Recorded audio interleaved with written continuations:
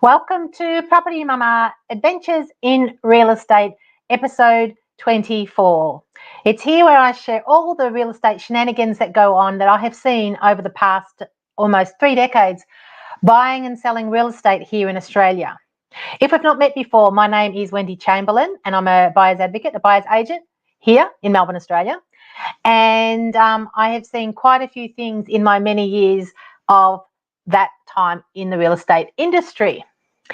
Very, very interesting things.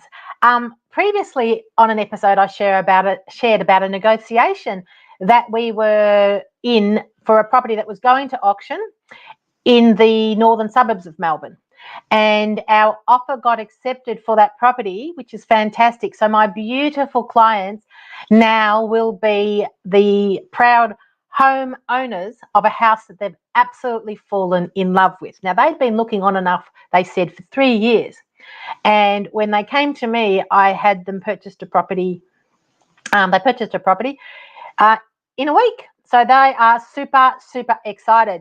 So the property was going to auction, and I spoke to the real estate agent about whether we could make an offer. Now, if you remember on the previous episode, I did share that they had made an offer on that property before they engaged me, and that real estate agent had passed it along to the vendor, but it was very early in the campaign, and so it was knocked back. It didn't go anywhere.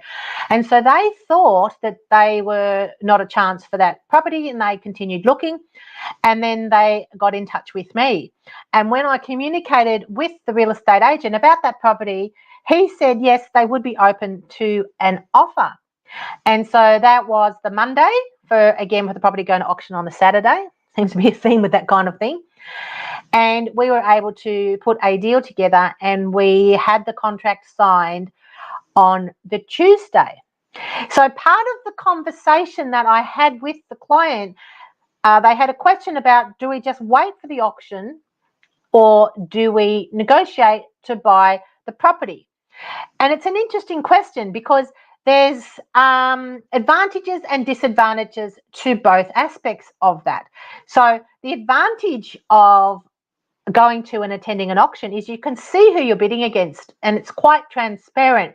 Because some time ago they did outlaw bids coming from trees, and they've now got vendor bidding that they do, where an agent the auctioneer can put a bid in on behalf of the vendor.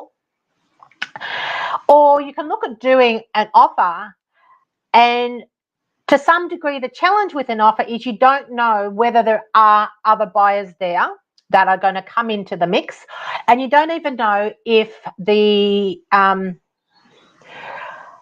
real estate agent is actually telling you the truth about there being other buyers there, or as to the amounts that the other buyers might be putting forward.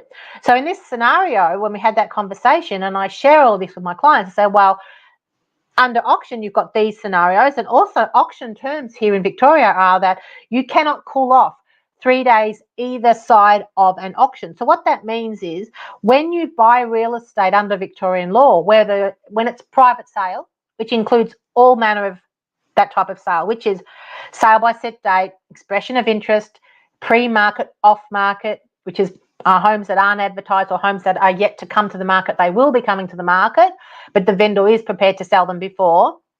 They fall under the Victorian terms, which are that you cannot cool off. Sorry, you have 3 days to cool off. Auction terms, you can't cool off. So you have 3 days to cool off, and you can cool off for a penalty. It's written on the contract. So if you change your mind or you have a change of circumstances, if you wake up in the morning and have a what have I done moment, and you feel you don't want to buy the property, you have a clause there that you can get out. You pay the penalty, which is a percentage of the purchase price, and you can exit the contract under that term. Auctions are unconditional. So 3 days either side of an auction, you can't cool off. And so whilst you might not attend the auction because you bought the property a few days before, you still can't cool off. That's the auction terms. And 3 days after, you can't cool off, which is why real estate agents, when an auction happens on a Saturday, they will still open a home the Monday night, the Tuesday night. That's why, because they are still under auction terms and they're looking to get the home sold to people where they can't cool off. So it's an unconditional sale.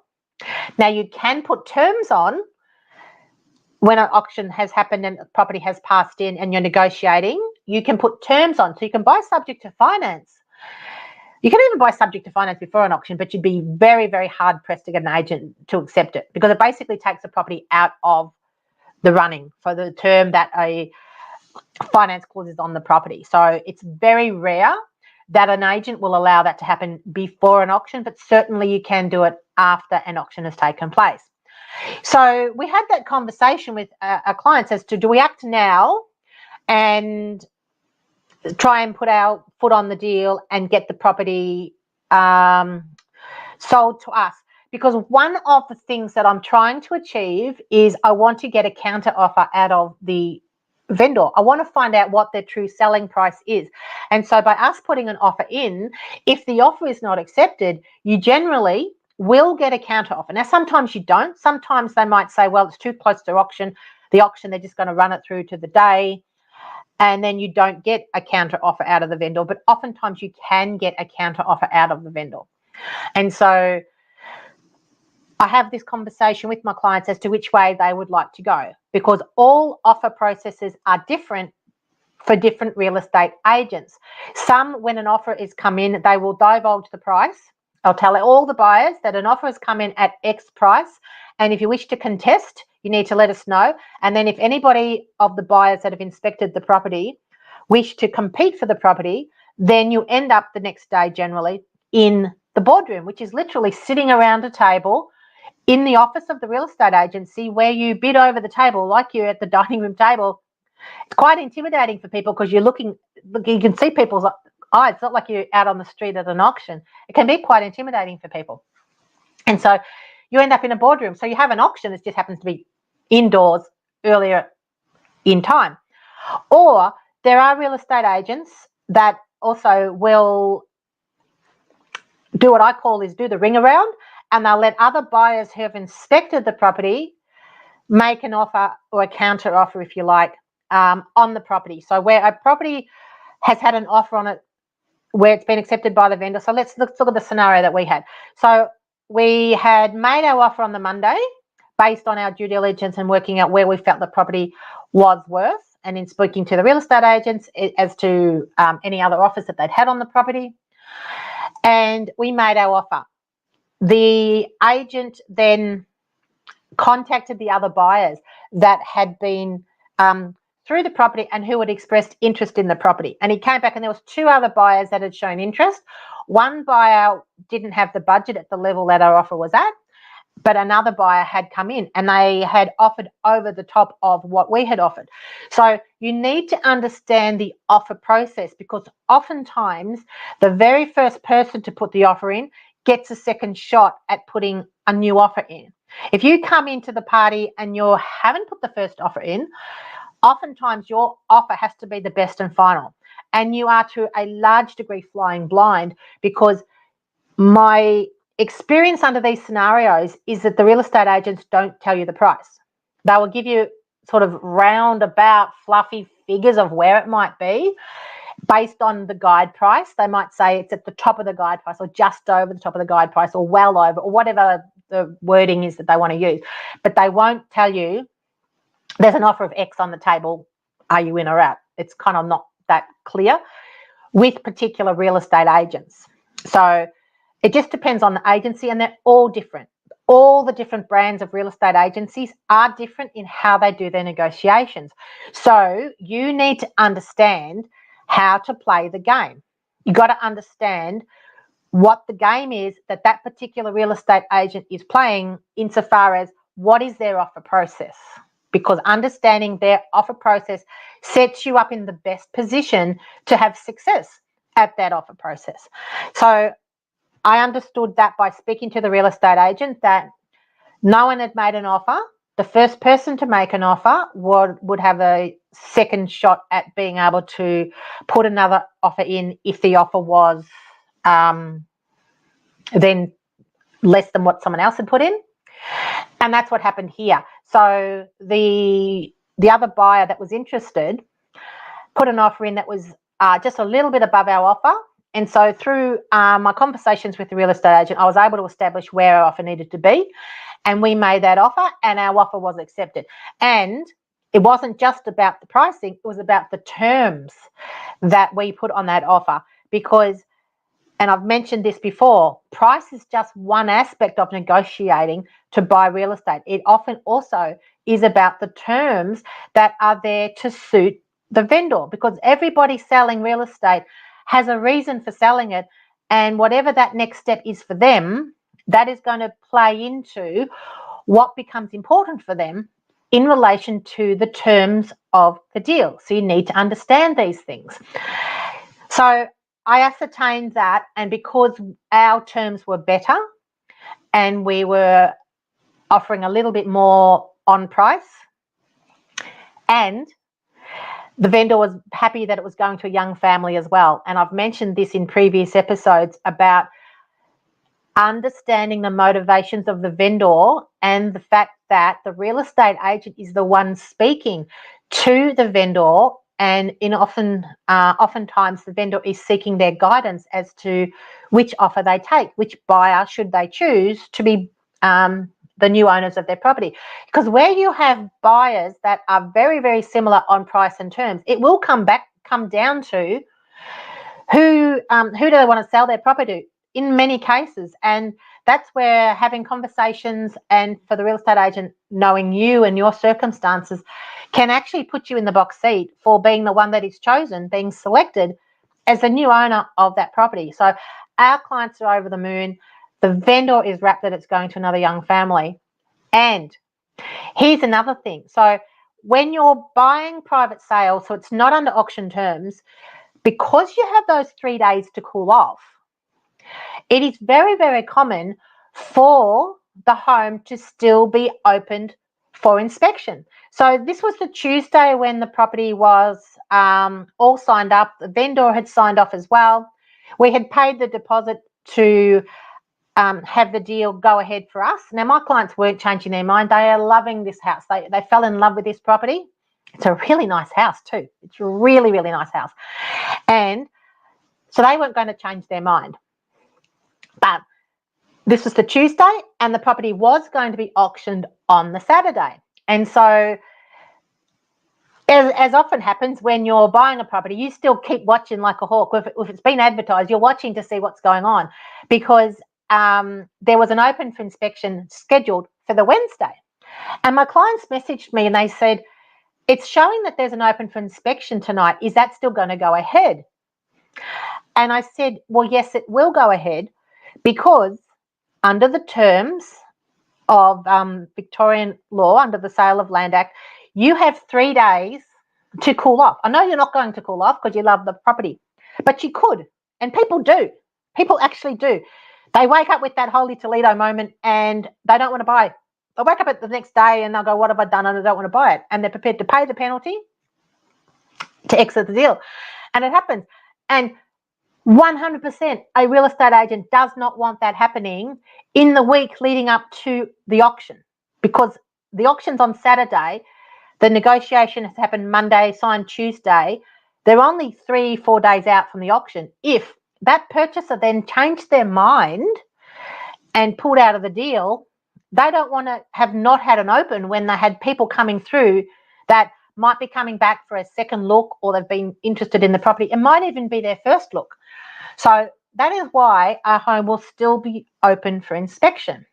So I messaged the agent to say, are you opening the home tonight? And he said, yes, he's going to have it open tonight, but he will, they'll cancel the inspection for the Saturday, because it's going to be outside of the 3 days, because we've signed on the Tuesday, Wednesday, Thursday, Friday. It's unconditional. So we had done our offer subject to a building inspection, and we'd arranged on the Monday, I had arranged for the building inspection to take place at 8:30 the following morning, because we were trying to negotiate with the building inspector as to how quickly they could get there. Thankfully, they moved some things around for us, and they were there at 8:30 in the morning.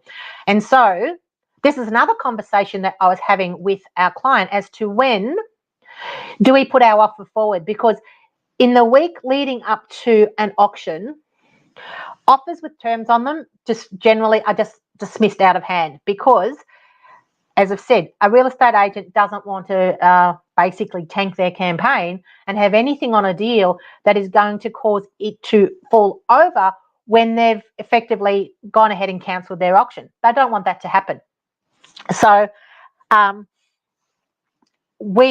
had a conversation with my clients as to, on the Monday, because we wanted to do a building and pest inspection. So either you do it subject to the building and pest inspection, which they're unlikely to take as an offer, or you do the building inspection, and then once you get a clear bill of health on the house or you're happy with the inspection, you can go ahead and make your offer. When it comes to buying properties at auction, you have to do that due diligence beforehand anyway. You have to get a building and pest inspection done in the hope that you'll be the winning bidder of the auction come Saturday or whatever day the auction's going to be on. And if the property fails building and pest, well, then that's money well spent, because you're now not buying a money pit. But if you get outbid at auction, because people get emotional, and I've talked about previously about basically there being two prices at auction. There's what the vendor would reasonably sell their property for, and there's what buyers will pay. And that's why oftentimes auctions take off and go absolutely over price, because it just takes two bidders, two buyers, to have fallen in love with the property, get emotional, and they just keep going and bidding against each other. And this is how things can just totally take off. And so I had that conversation with my clients saying, okay, there's three things we can do. Number one, we can wait for the auction, or we can look at putting our offer forward. This is the Monday. If we decide to put an offer forward, there's two ways we can go with that. We can wait until we have our building inspection done on the Tuesday morning, first thing, and then put our offer in, but just being very conscious then that they being the real estate agent, has to go to the other buyers and say, we've got an offer that's come in that's acceptable to the vendor. And by the time that process happens, we could hit Wednesday, which is going to be that you can't call off. So effectively, the terms of our offer under which we're doing it changed, because we've gone from being able to call off to having the offer accepted inside of auction terms, and you can't call off. Or we put the offer forward with a building and pest inspection clause on it, knowing that the inspector is going out at 8:30 in the morning the next day. So the real estate agent knows that the inspection is happening, because the inspector has contacted the real estate agent to book in a time. They speak to the agent, they go out, they do their inspection, which generally takes about an hour and a half, 2 hours, depending on the size of the property. So my clients were happy to put the offer forward with all of our terms on there, and make it subject to the building inspection. And then as soon as the building inspection passed, they were prepared to take the building inspection term off the offer. So I said, look, what I'll do is I'll ring the real estate agent and I'll give him both scenarios to see which way he wants to do it. And he did exactly what I thought he would do. Is he said, look, let's put the offer together now and get it in writing now, subject to the building and pest inspection, because he knew it was happening first thing in the morning. And then once that passes, they can remove that condition and they have an unconditional offer, because he wanted to be able to go and speak to his vendor that night.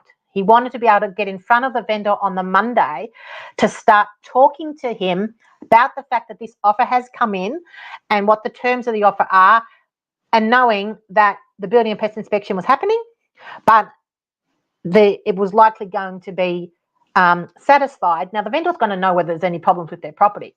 And as it turns out, it was a really, really good property, really good property. We see all kinds of inspections with properties that aren't so great. So it's always a bit of a fingers crossed moment when a client has fallen in love with a house and we make an offer and then the inspector goes out and inspects it, because we have and we do pull out of buying properties with clients where the property has problems.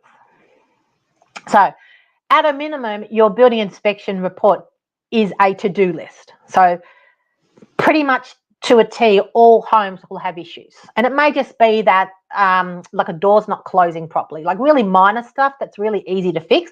Most people are going to say, yeah, that's no worries. But we've literally had chimneys falling off the side of the house. We've had subsidence where you need to get underpinning done. And all this is ka-ching, ka-ching, ka-ching. And when you're shopping for a property, you'll have your budget to buy the home. You may not have additional budget to fix the home. So it's very much a case by case for our clients, what their risk appetite is in relation to what they're prepared to bear. If you're buying a property because you know it's a Reno delight and you're going to fix it up, either for yourself or to resell it, well, then it's less important because you just, like I said, it becomes a to-do list of the things you know that you need to do in the property.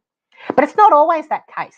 And so it does factor in. And we worked with a client where six properties failed building and pest because they didn't have they didn't want to take on a Reno delight. They didn't necessarily have I say that you got to have the budget, you got to have the patience, you got to have the time, you got to have the inclination to do all that stuff, because renovating is a whole joy in itself. So that's where a building and pest inspection comes in really, really handy. So we, on the Monday, as I suspected, the agent wanted to get it in writing, which we did. We put it in writing on an email. So he had it there to show his vendor, to start speaking to his vendor. And then in the morning on the Tuesday, when it passed building and pest, which it did, which is amazing, then everything got put onto a contract. And because the vendor had already been able to sit with it overnight, knew an offer was coming in, was able to speak to his family, he was ready to make a decision on the Tuesday. The agent then also had been able to speak to the buyers and say there is an offer that's come in that is acceptable to the vendor, and which it was, because we were going to take the building and pest inspection off. And the vendor knew that would happen because he knew his house was a good house.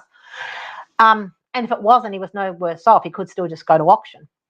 So there was one other buyer that had come forward. Like I said, there was one that weren't at the level where our offer was at, and then there was another buyer that came forward. And we negotiated.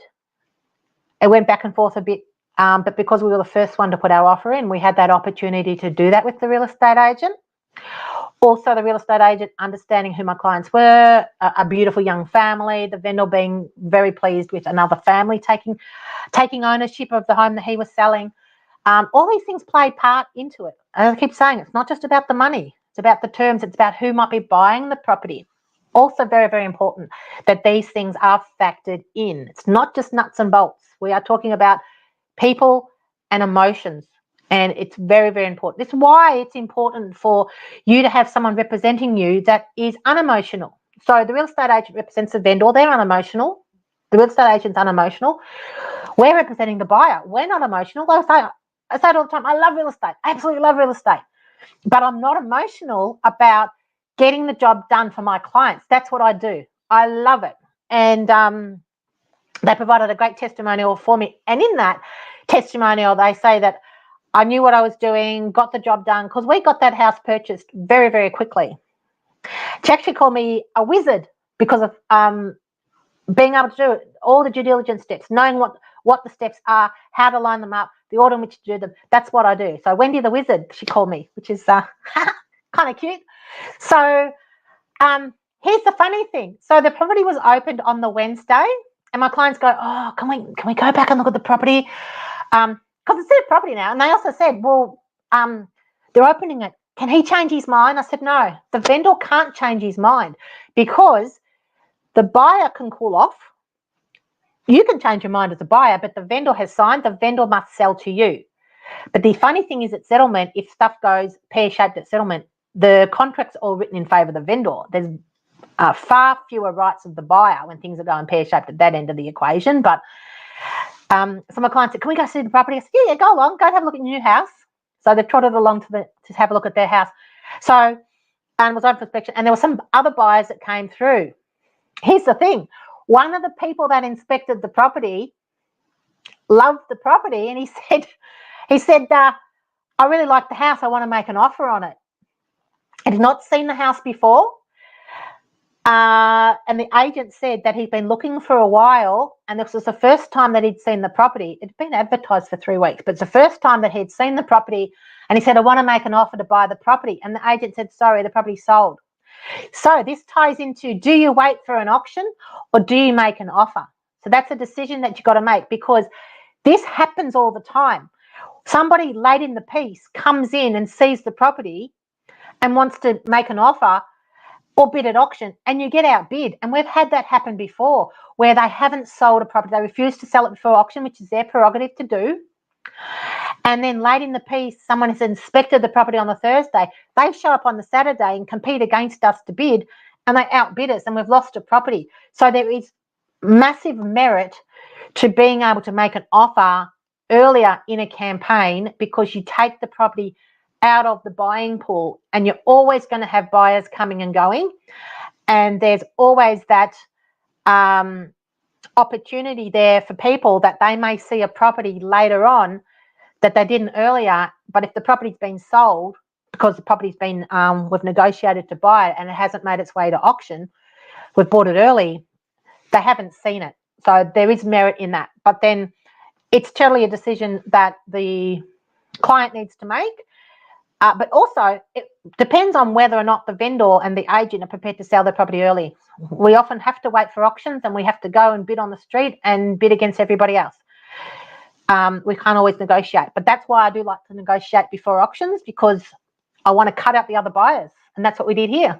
He snoozed and he loosed, but my client is absolutely wrapped and really excited about moving into the new home very, very soon. So if you are out and about looking for a property and need a helping hand, please come and have a conversation, chamberlainadvocates.com.au. You can reach out via our socials, go to our website and get in touch, and we're happy to have a conversation with you. And if you're not located locally but would love to get started and buy your own property, we have our getstartedinproperty.com.au mentoring program, where I have taken my almost 3 decades of real estate knowledge and popped it all into a program where you can follow step by step at your own pace to gain the confidence to buy your own property. So thank you so much again for joining me today. I hope you're enjoying the podcast. Please reach out and let me know in the comments how much you're enjoying listening our little anecdotes of adventures in real estate. There's always something going on, isn't there? So we are available each week. Podcasts drop each week for download. Please share with your friends and family if you're enjoying, and please give us a thumbs up and rate us 5-star on your favorite listening platform. That's it for this week. I will be back in your ears very, very soon next week as we continue with the adventures in real estate. Property Mama